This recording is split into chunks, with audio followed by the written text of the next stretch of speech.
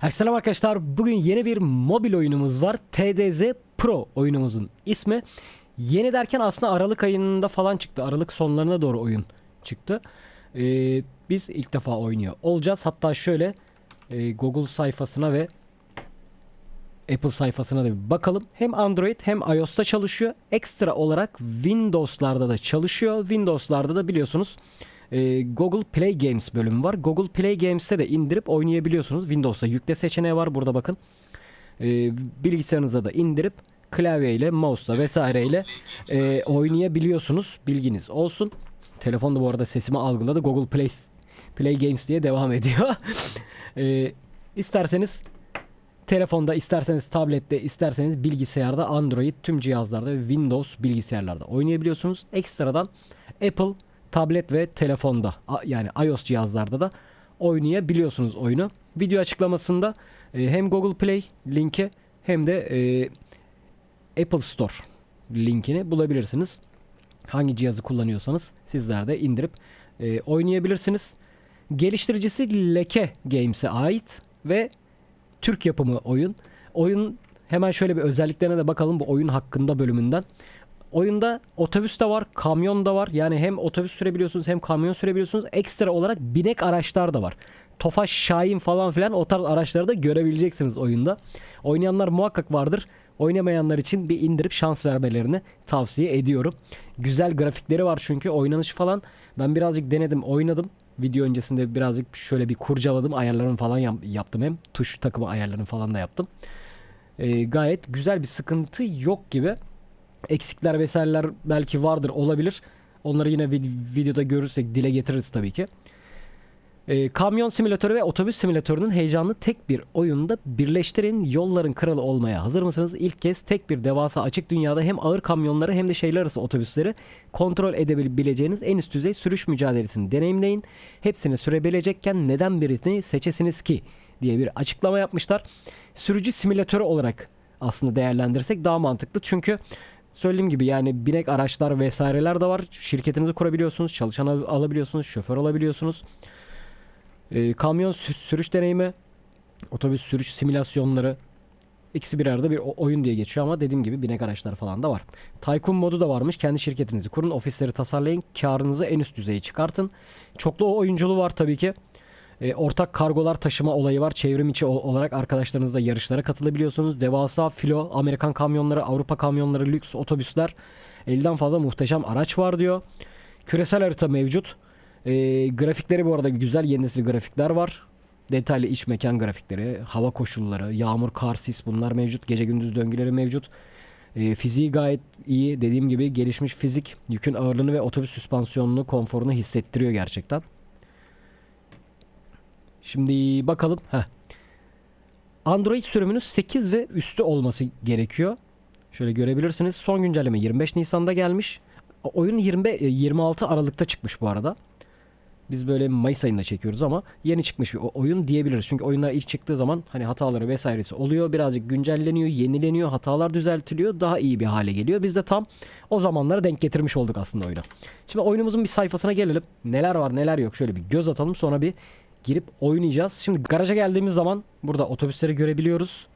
Normalde bu otobüs açık değil ama 3 tane reklam izleyerek bu otobüsü açabiliyorsunuz, kilidini. Bunu kullanabiliyorsunuz. İlk başta bize 50.000 para veriyor. Oyunun şu ilk ana menüsünde nakit teklifler var. Bunlar 10 dakikada bir güncelleniyor. Şöyle artı 4 bilet falan var. Bunlar 10 dakikada bir video izliyorsunuz. 50.000 alıyorsunuz. Bir video izliyorsunuz. Artı 4 bilet alıyorsunuz falan. Bilet ne işe yarıyor onu daha henüz çözümleyemedim.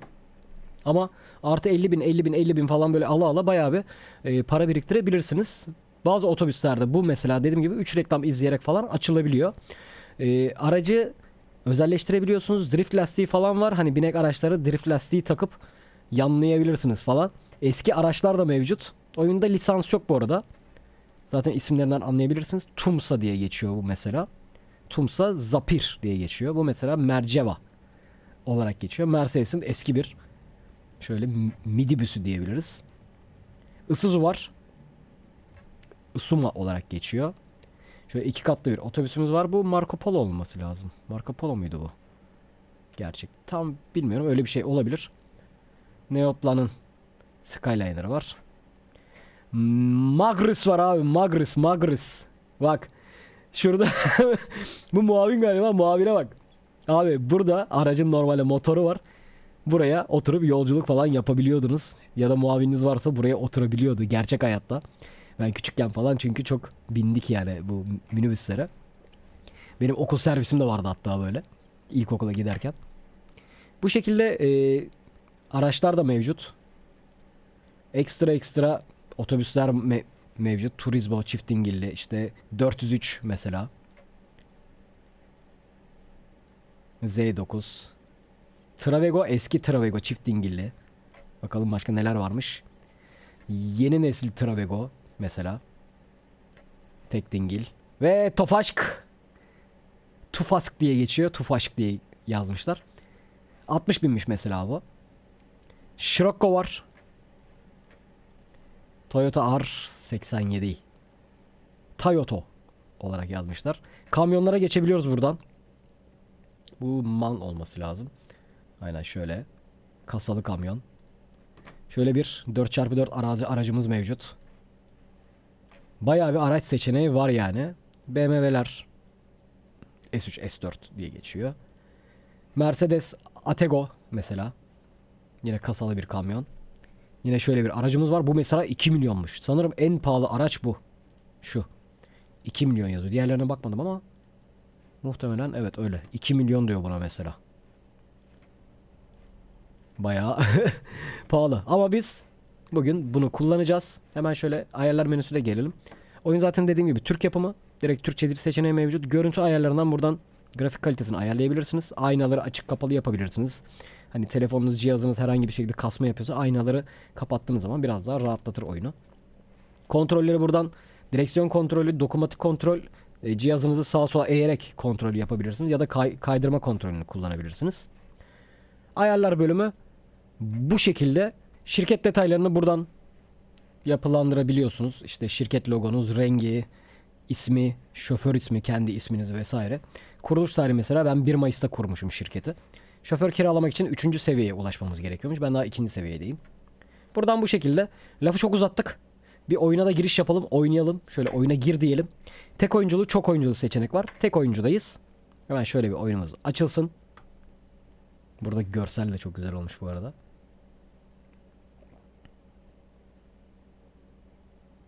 Haydi yavrum, %100. Hah. Şimdi neredeyiz? Ben Dudullu terminaline mi gelmiştim ya? Ben bir yere geldim, bir iş yaptım çünkü denedim oyunu. Bir çalıştıralım. Birazcık sesini kısalım şöyle. Şimdi aracımız bu.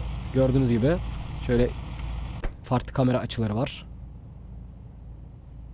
Muavirimiz burada. Farklı kamera açılarını şöyle görebiliyoruz.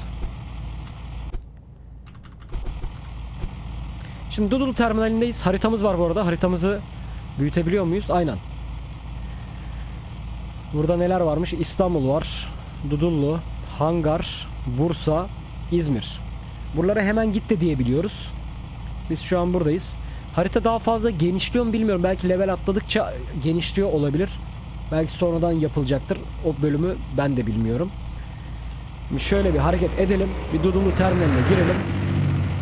Terminalden yakıt, işte boya bölümü mesela o. Oh. Bak otobüsün fiziğine gel yalnız. Fizik gerçekten güzel bu arada. Fizikleri güzel oyun.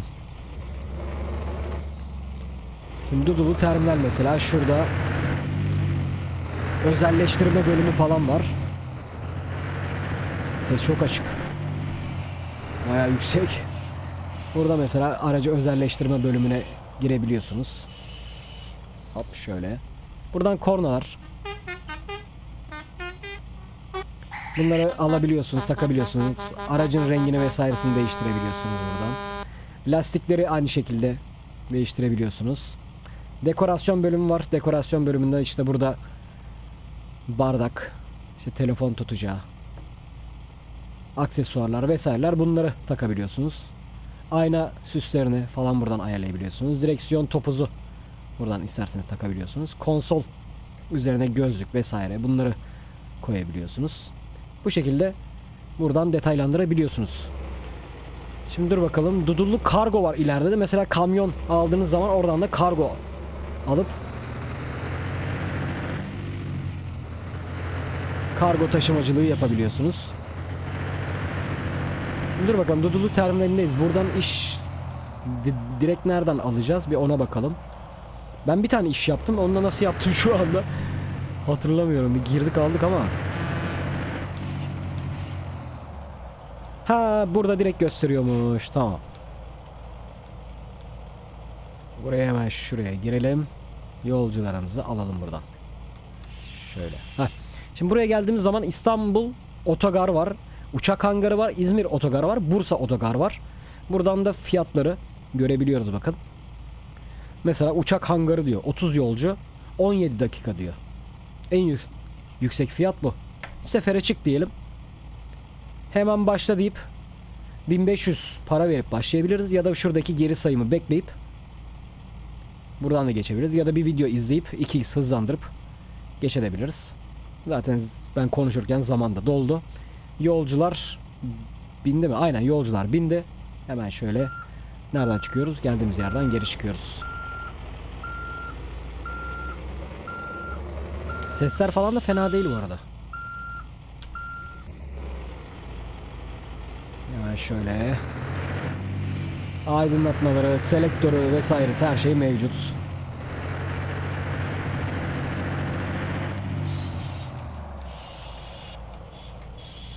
Harika, burası zaten sessiz.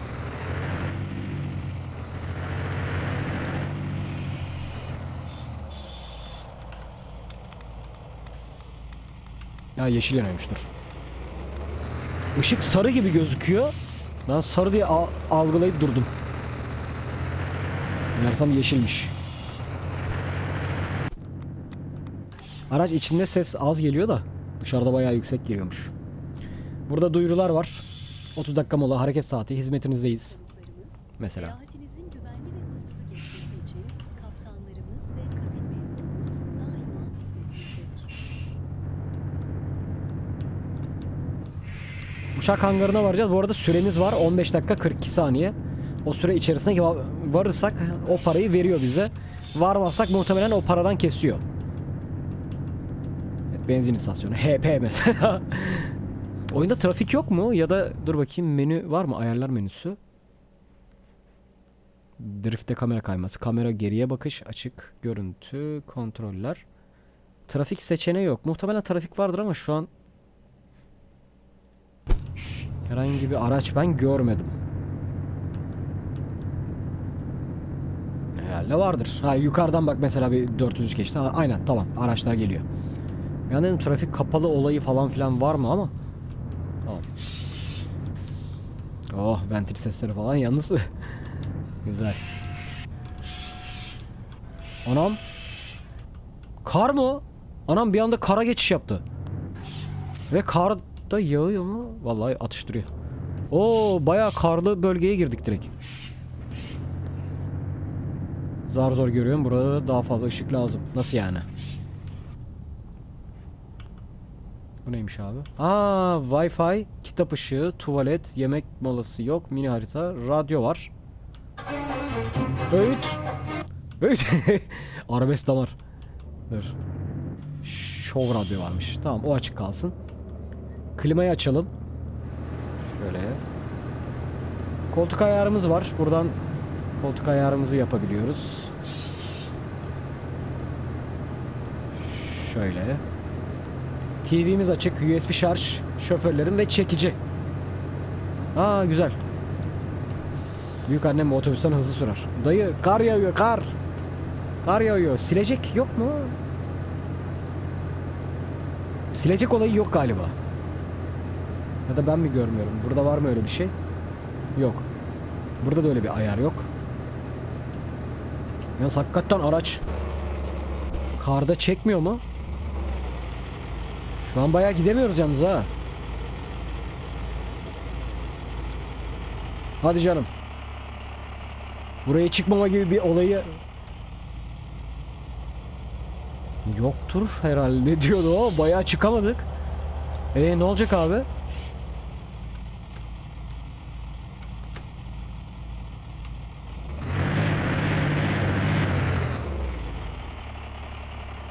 Nasıl çıkacağız buradan? Haydi gidiyoruz. Oğlum nereye gidiyorsun? İnternet var, arkadaşlarımla konuşabiliyorum. Helal lan. Otobüsü hareket ettiremiyorum ama internet var. Olsun, o da güzel. Allah Allah. Klimayı kapatak. Çıkar. Oğlum gidemiyorum. Oha. Dur bakayım, çekici deyince. Buraya atıyor, çok uzağa atmadı. Oğlum bayağı gidemiyorum yalnız ha.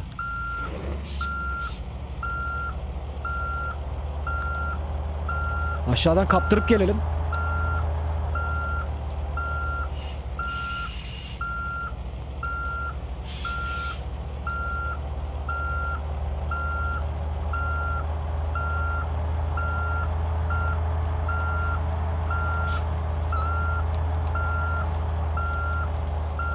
Kamera ortalaması var.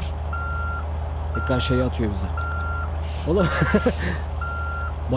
bayağı tırmanamadık ha. Nasıl çıkacağız burayı? Aslında çok da yavaş da girmedim ben buraya ama. Dur bakalım. Yanlış yolda değilizdir diye düşünüyorum. Evet abi, Esenler Otogarı'ndan bir daha yolcu aldım. Şimdi Esenler'den çıkacağız. Dudullu'ya gideceğiz. Çünkü yokuşu bizim otobüs tırmanamadı abi karlı havada. Yemedi. Zincirimiz de yok. Zincirimiz de olmayınca olmadı yani. Olmayınca olmuyor. Müzik çok mu yüksek? Oğlum sesi kısık lan. Bende kısık yani. Bakayım ne açalım size? Al bunu açayım. Bunu ne?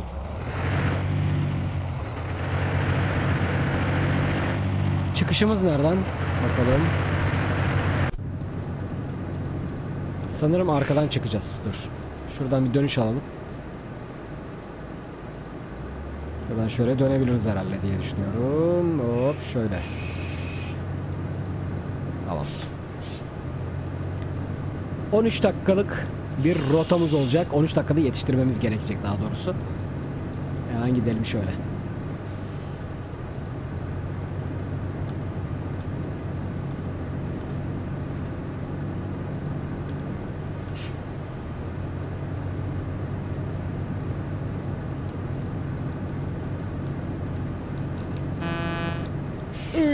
Standart kornası. Ekstra korna takmadım.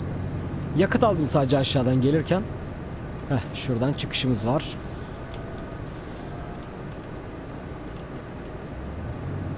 Şuradan bir çıkışımızı yapalım. Başladığımız noktaya geri döneceğiz ama.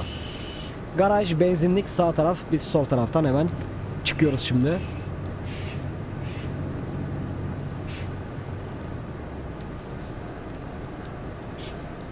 Aç dayı kapıyı.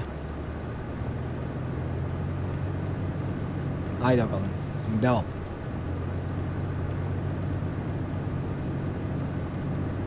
Koltuk biraz yükseltebiliyor muyuz? Bakayım. Evet. Tamam süper. Çok böyle aşağı gömülü yapmışım ayarı.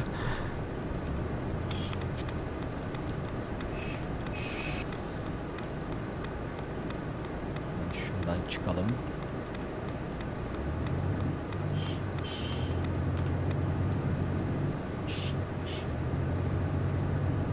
Bu sefer inşallah kar mar falan böyle denk getirip yolda kalmayız. Vallahi tırmanamadık. Gördünüz işte yani orayı.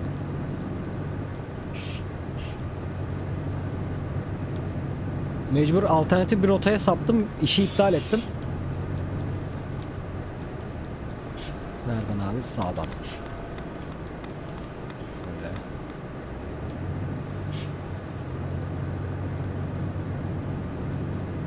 Klimanın sesi biraz fazla yüksek geliyor. Klimanın sesi ayarlanabilir bence. Kısılmalı diye düşünüyorum. Güncelleme vesaire yapacakları zaman sevgili yapımcılar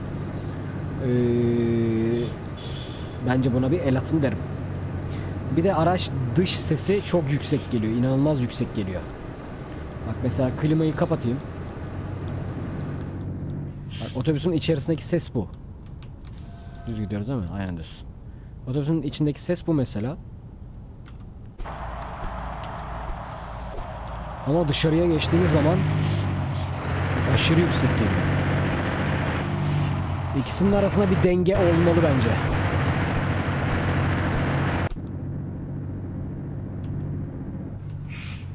Yani araç içine girince sesi açıp araç dışına çekince sesi kısmayalım yani. Onunla uğraşmayalım. Bence ikisinin arasında bir denge kurulmalı. Dış ses birazcık kısılırsa daha iyi olur diye düşünüyorum. Benden tavsiye. Bir kullanıcı yorumu.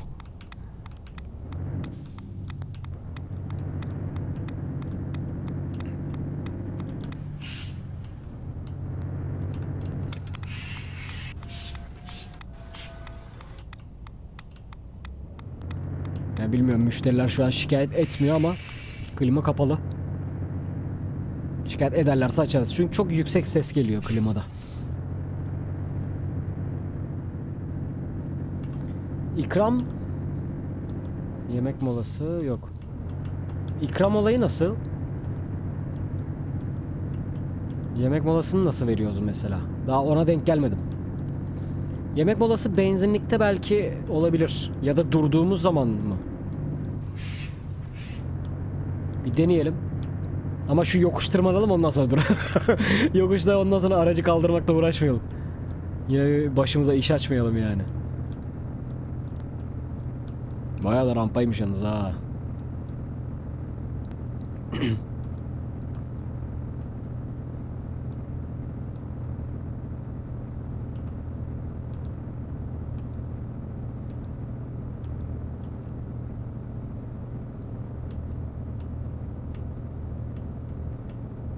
Kanalı beğenmiyorum, lütfen değiştir. Ya dayı siz de yani, al bunu açayım.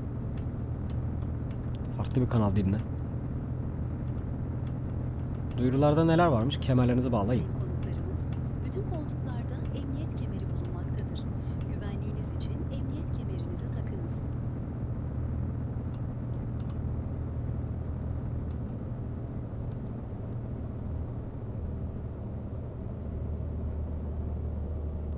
Hadi yavrum, başaracaksın inşallah. Neyse otobüsü değiştiririz ya, olmadı. Bayağı güçsüz kaldı çünkü. Aslında can çekişiyor yokuşta. Hey yavrum, yanımdan geçiyor. Yüklü araç beni geçiyor. Şuna bak. Neyse geçtik. Neyse ki. Neyse ki geçtik.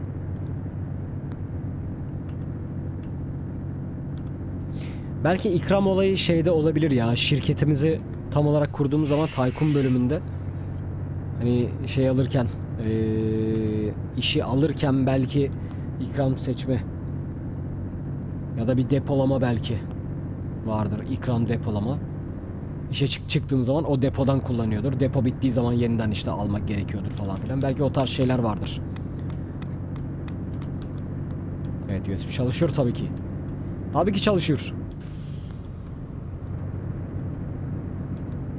Bak, rampa aşağı olduğu zaman nasıl yardırıyor vallahi. 120, 130. Ey maşallah cinsinden. Bu hızla kaza yapmaz canım. İyi herhalde yani, inşallah. Hop, dönüş varmış mesela.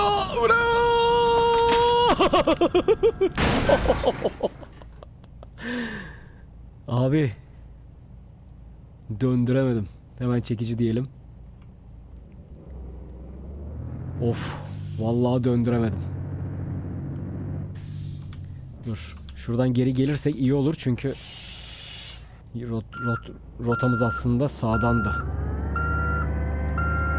Arkada kimse yoktur inşallah. Gidiyoruz ama. Allah. Dış kameraya mı geçseydik ha? Şöyle. Birazcık dubaların içinden geçtik ama.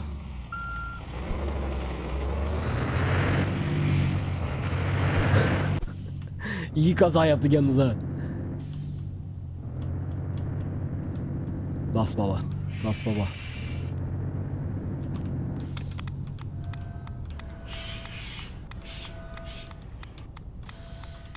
Dudullu otogar. Burası benzinlik. Dur bakalım, bir deneyeceğim. Şu ikram falan. Belki de durduğumuz zaman hani şey yapıyordur. Şöyle yemek molası. Ha yok. Peki Peki benzin almaya durmuşuz gibi şöyle şey yapsak. Şuradan. Yemek molası yok. Benzin doldur var sadece. Bakayım dış kamerada. Yok.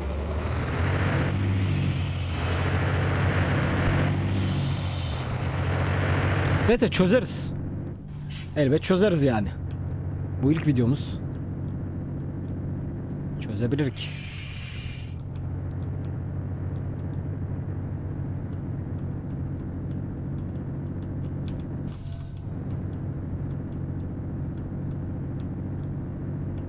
Dudullu Station.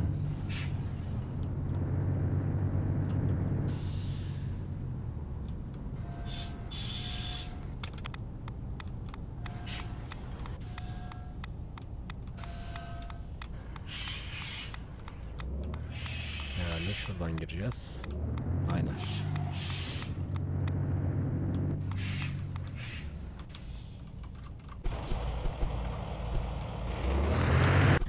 Serbest kameraya geç. Heh. Nereden abi? Ha dur. Şuradan.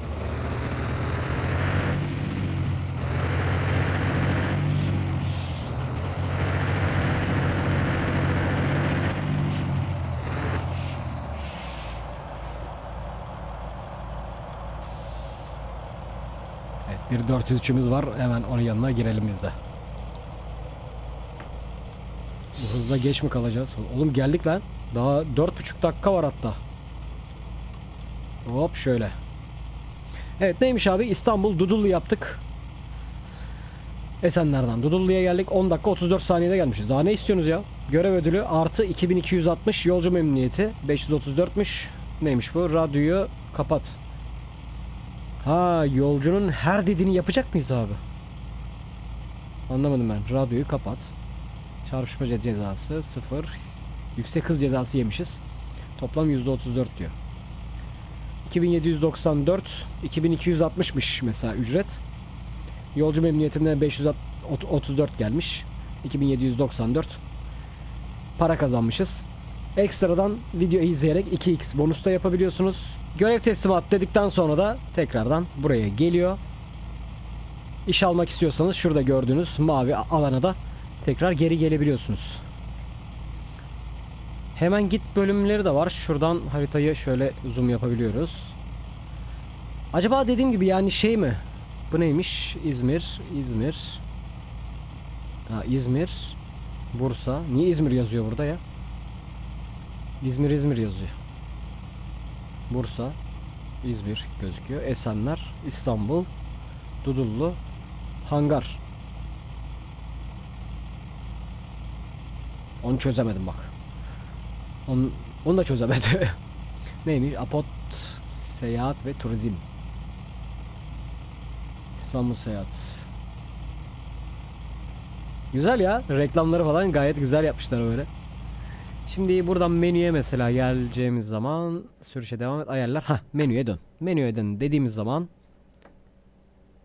aynen buraya tekrar geri gelebiliyoruz. Level 3 olmuşuz. Mesela işe al dediğimiz zaman aynen şoförlerimiz var. Şoför ana bölümü var. Görevler varmış. Şoför aldığımız zaman bunu gösteriyor olabilir. Bakayım sefer tip kapasite süre ödül. Aynen buradan 2 yıldız, tek yıldız, 2 yıldız, 3 yıldızlı mesela 12.500'e işe alınıyormuş. Buradan ikinci bir aracınız mesela var. Bunu direkt işe gönderiyorsunuz. O mantıkta çalışıyordur. Yani mantığı odur yani diye düşünüyorum. Level 3'ten itibaren de görevleri şoförlere açıyorsunuz yani. Evet arkadaşlar. Oyunumuz TDZ Pro, video açıklamasında ben indirme linklerini bırakacağım. Hem Google Play yani Android cihazlar için hem de iOS cihazlar için indirme linklerini bulabilirsiniz. Google Play Store linkinde Windows bilgisayarlar için de indirebileceğiniz yine bölüm mevcut. Oradan da Windows'a yükle diyerek Google Play Store'da yine telefonumda açıldı. Google Play Store'da yine oynayabilirsiniz bilgisayar üzerinde isterseniz. Ben şu an mesela Android emülatör üzerinde oynuyorum. Android emülatörde de oynayabilirsiniz. Ben şu anda BlueStacks'te oynuyorum mesela. Nox Player'da da çalışır. Ben BlueStacks'e yükledim. Baktım çalışıyor. Buradan devam ettim. Windows'a da yükledim orada. Windows'a da çalışıyor. Hiç problem yok. Aynı bu şekilde. Nasıl oynuyorsam orada da denedim. Oynadım. Sadece bulut sistemi var mı bilmiyorum. Önce buraya yükledim. Sonradan Windows'takine baktım. Windows'ta bu hesabım gelmedi. Sıfırdan başlattım. Benim bulut sistemim belki yoktur oyunda. Daha henüz yapılmamış olabilir. Bilginiz olsun o konuda. Varsa da bilmiyorum yani benim bulutum mu anlık güncellemedi gelmedi emin değilim çünkü aynı hesabım girili ama bu gelmedi. Eğer bulut sistemi henüz gelmediyse yani ilerlemenizi yani uzun bir süre oynarsınız ya da oynamışsınızdır oyunu bir ayrı bir cihaza ya da silip yeniden yükleyin falan dediğiniz zaman sıfırdan sizi başlatabilir. O konuda emin değilim. Bilmiyorum çünkü ama herhangi bir bulut sistemi ben görmedim. Vardır yoktur bir şey diyemiyorum o yüzden. Evet izlediğiniz için teşekkür ederim. Beğendiyseniz beğen butonuna basmayı unutmayın. Bir sonraki videomuzda görüşmek üzere. Kendinize iyi bakın ve hoşçakalın.